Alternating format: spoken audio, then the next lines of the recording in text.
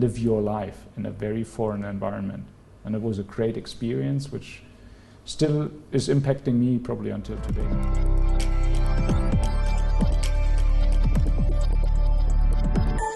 That you are training to be a pilot? Well, you're well informed. That's almost perfectly right. I was thinking deeply about becoming a pilot and obtaining my private pilot license here in South Africa, which would offer obviously a perfect opportunity.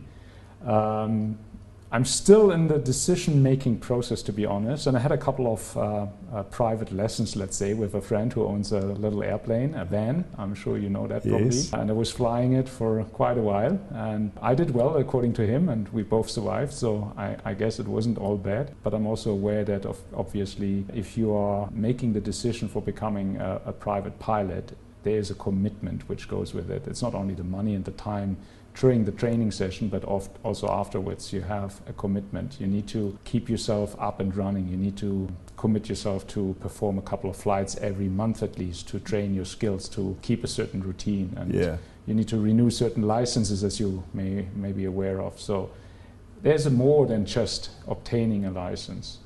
So, I mean, I personally, I'm a recreational pilot. Mm-hmm. I got my first license in 2007. Mm-hmm. And that was in an open cockpit microlight. Wow. And then progressed in 2013 to get a sports pilot's license, which is different to the PPL, I'm sure you know. Allows you to fly a two-seater side-by-side closed cockpit aircraft under 600 kilograms, I believe. So if you're considering it, I'd say go for it. It's absolutely amazing. It's absolutely exciting. And I was always attached to flying aircrafts, and actually, and we might touch upon that a little bit later probably, but actually some years back, before I even started any of my career steps, let's say, I wanted to become a Lufthansa pilot when I was young and still, doing my metric in school, and I applied for becoming a pilot with Lufthansa back then, a commercial pilot obviously. That was the big dream, but I failed, I didn't make it, which was a very tough selection process at that time. And so I had to have a plan B back then to say, okay, if I'm not a pilot, I'm not becoming a pilot, what's next? What am I going to do then? Yeah. So you do other things, like you're into fitness. What kinds of fitness are you into? Yeah, I'm trying to keep myself fit and healthy. I like to actually live a healthy lifestyle as much as I can. Sleep enough, catch enough sleep is very important. Drinking enough. Eating well, eating healthy. I try to eat a vegetarian or even vegan whenever I have a chance. Trying to do, cardio fitness. I'm doing Rumble recently, so kind of boxing classes. In is it in called a fun Rumble? way. Yeah, it's called Rumble, but it's basically a boxing class. I do yoga to also stretch myself a little bit and to calm myself down, and especially on Fridays, for example, or over the weekend.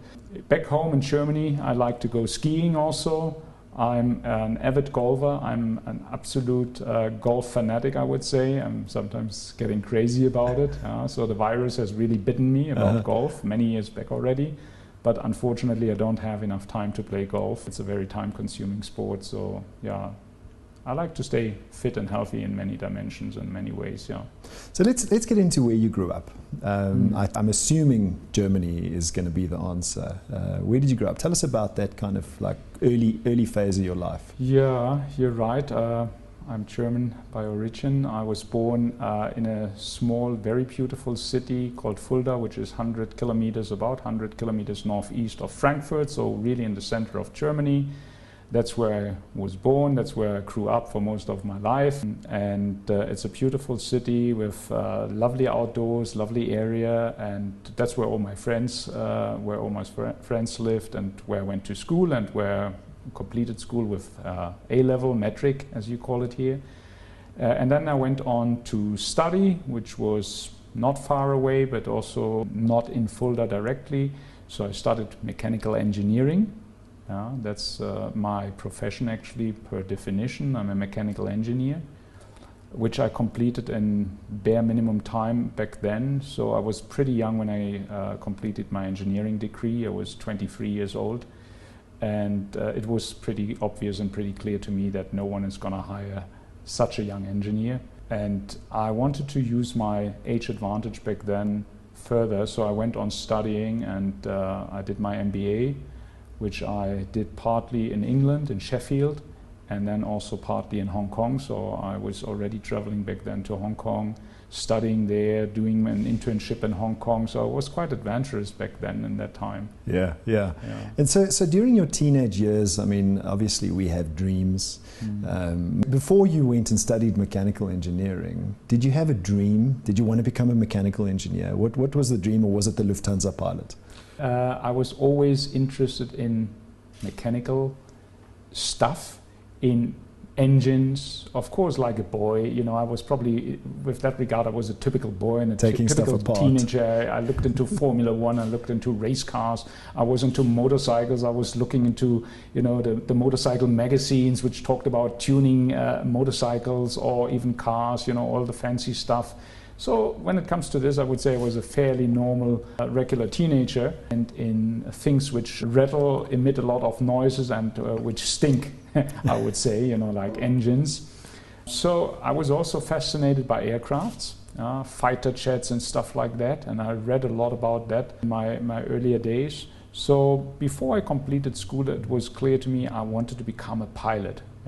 Also partly because it would enable me to travel the world and see the world. And that always was another exciting element from early days onwards. I always was very curious, and I wanted to explore things, and I wanted to explore the world. And I was watching documentaries about foreign countries, and, you know, the bush and the jungle and all these things, and foreign cities, which I never had a chance as a little teenager or boy to of course travel to. So that was a means for me to say, okay, I'll become a pilot. That's highly exciting in terms of operating such a complicated machine and such a complex machine, but also being able to travel the world, to see the world, to explore the world. So that was really my big dream. I then went on and applied with Lufthansa.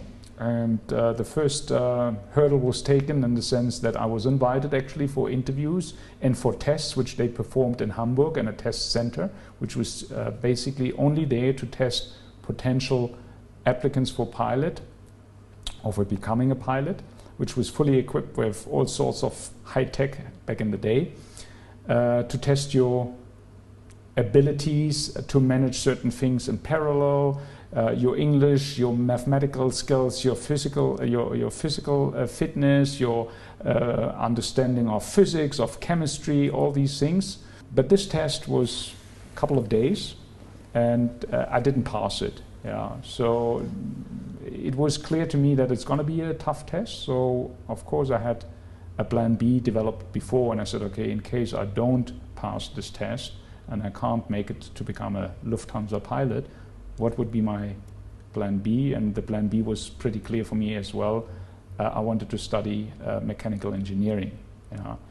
Back then, I must say, the industry was in a bit of a turmoil in Germany and across Europe, and it was a downward trend. It was not so sexy, actually. And many of my family members said, why do you want to study mechanical engineering? And that's not the right time. And where you're going to end up, and where you're going to find work. And, you know, they were not really convinced of that being the right thing and the right time to do. But nevertheless, I stuck with it. I was convinced that is what I want to do. This was what was exciting to me. And it was fulfilling a little bit of my passion, so to speak. So I went with it, and I was fairly successful, I guess. And when I completed it, I also realized, okay, it's fascinating, it's wonderful, but there's more to it. I also want to be able to understand and learn more about the skills you need to actually sell the products, which as a mechanical engineer you develop and probably the company produces eventually. So I also wanted to understand more about marketing, sales, the financial part of a company.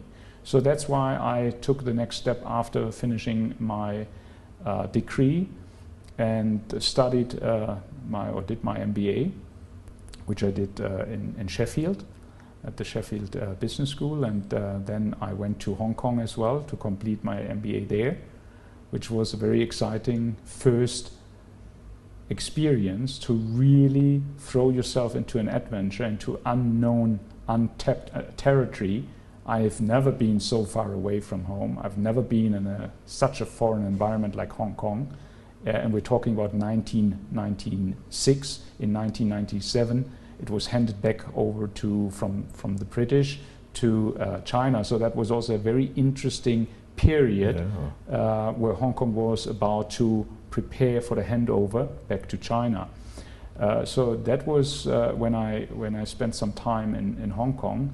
And I must say that was such a fantastic experience to be so far away from home, but required to organize yourself, and live your life in a very foreign environment. And it was a great experience, which still is impacting me